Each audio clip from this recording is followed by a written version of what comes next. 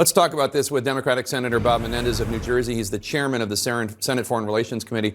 Mr. Chairman, thanks for joining us. You sat in on a joint classified briefing today where Ukraine was expected to be discussed. Based on what you're allowed to tell us, how urgent are these deployments of 3,000 U.S. service members to Eastern Europe? And is this going to be enough to deter Putin?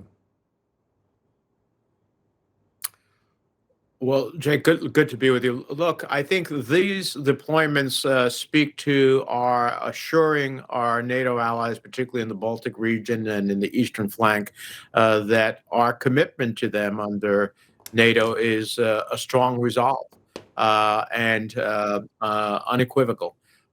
It also sends a message to Putin that one of the things that Putin has wanted out of his saber rattling and the threats he's posed is to not just deal with the question of Ukraine, but to push the United States out of Europe. Well, he's ultimately facing a totally different consequence as a result of what he's been doing. So if he doesn't want to see U.S. troops in Europe, what he has done is actually create the opposite of that. Hopefully that, among other things, like what we're doing in the Senate, has him recalculate that this is not a good idea in terms of invading Ukraine. Right. You were on the State of the Union with your Republican counterpart talking about the intense sanctions that you're preparing should Putin give the order to invade. So these 3,000 U.S. service members, they're headed to Germany and Poland and Romania. The Pentagon didn't rule out further announcements of deployments.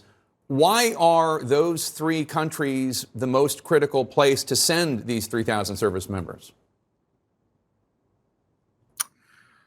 Well, I would think that certainly Poland feels the threat significantly. Germany is a place for the ability to reposition troops to other parts of Europe as necessary. So I think they're calculating exactly what they need to do to be responsive to our allies and to be flexible to move troops where they may need them in terms of reassuring particularly our Baltic allies, but others as well within the NATO orbit.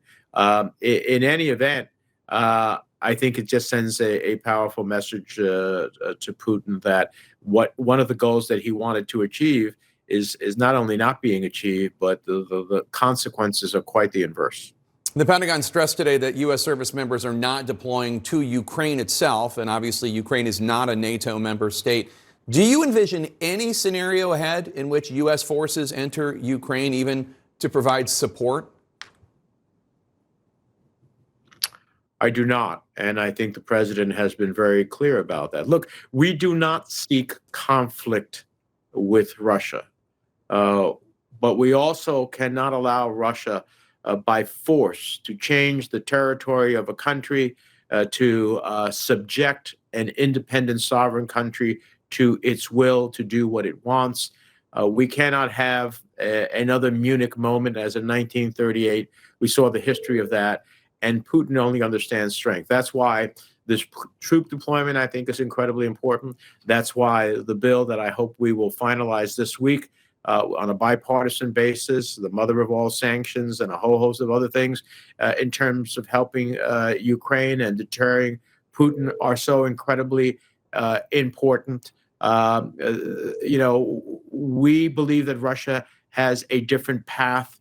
It just needs to choose it. If it wants to talk about its security concerns and security guarantees in a different context, in reciprocal ways, that is possible. But you just can't bludgeon your way and change the map of Europe. Well, I mean, with all due respect, the map of Europe has changed. Putin seized parts of Georgia under the Bush administration. He seized Crimea under the Obama administration. I mean, was the fact that the U.S. did not do enough in response then the reason why we are where we are today? Well, I've said that the 2008 response to Georgia and the 2014 response to their annexation of Crimea, not just by the United States, but Europe and the West in general, was too weak to send a very clear message to Putin that there would be real consequences and don't do it again. If anything, Putin took away from that experience that it is possible for me to try to change the map of Europe. I think people have awoken to the reality that, in fact, he will continue to march on unless he has real serious consequences, not only to devastating Russia's economy, but how many body bags he wants to take back of Russia's sons. The Russian president yesterday accused the U.S. of being the provocateurs here, and yet we see these new satellite images appearing to show Russia steadily bolstering its front lines even further in multiple locations throughout Belarus, Crimea, Western Russia. Does anyone even believe Putin when he says he's not the aggressor here? I mean, who is the audience for that? Is it just his domestic audience? Yeah, that's purely a domestic audience. He may try to internationally try to get some allies in that regard. To the extent that he gets any, those are ones that are already within his orbit. Look, there's no one in the world. That's why I'm glad the Biden administration took the issue to the United Nations to show that there is a global concern and condemnation of the actions here. There's no one who doesn't believe Russia's the aggressor. Look, when's the last time that another country had 130,000 troops at its border threatening to the potential to invade? You don't do that at the end of the day and not be considered the aggressor. Maybe on some news cable channels they might think about that in a different way, but the bipartisan view here in the Senate is that Russia's the aggressor. And I tell you, from speaking to counterparts in parliaments in different parts of Europe, they have a clear vision that Russia is the aggressor here. Senate Foreign Relations Committee Chairman Bob Menendez, Democrat of New Jersey, thank you so much.